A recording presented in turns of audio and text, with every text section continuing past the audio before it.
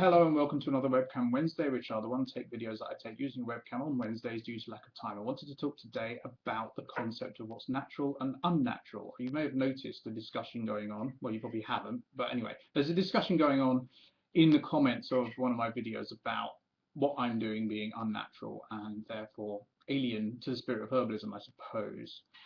Now, there is obviously a problem with the very concept of natural and the concept of unnatural, because we are ourselves natural beings in a sense. We evolved and here we are doing stuff, and it's natural for us to have culture and technology. And when we have culture and technology, we will do various things with it. Some of these things we'll get used to over time, and some of these things are new. For example, farming, fairly unnatural process. And a lot of the precious environments that we actually think of holding on to, like the sort of pastoral landscape that you get in the countryside, is in fact manufactured by human beings. So what we think of as nature is not necessarily nature at all, which is one reason why I think we should all live under domes, but that's another story. So the natural, I suppose, how do I express it to patients? Well, I suppose what I say to them, rather than talking about natural medicine or natural food, I say food which is as close to its living state as possible. That doesn't really work though, because does that living state mean unbred, or not bred by human intervention? Does it mean not genetically modified? And other things.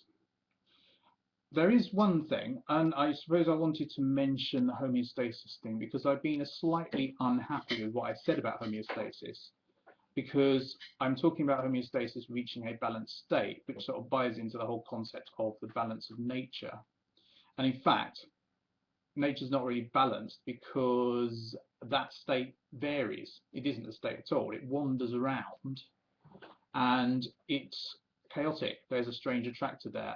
Little differences can make huge differences in the long term to things. I mean, you can even see that in your own life. Some tiny decision, like meeting somebody in a Hume seminar in 1987, leads to lawn chairs being delivered this morning.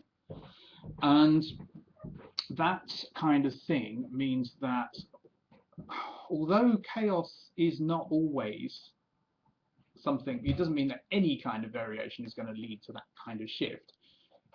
It does mean that there are certain situations where the tipping point is very easy, and of course that applies to herbalism as well. So here I am doing these strange things perhaps to my body as you see them, but those strange things, I'm just wondering whether that's going to shift me into what I regard as a more stable state, and what nature actually is.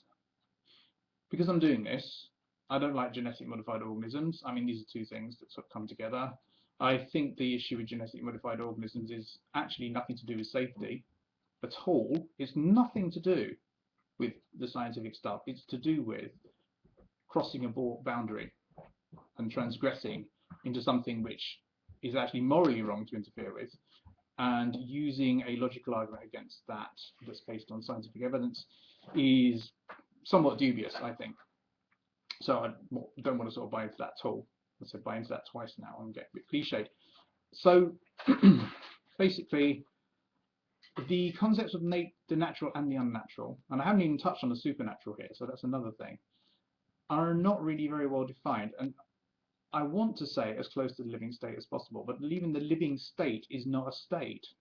And of course, as beings, we are artificial, and we're products of our culture as well. So I don't know.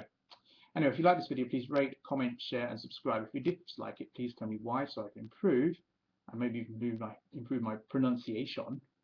And I'll see you tomorrow.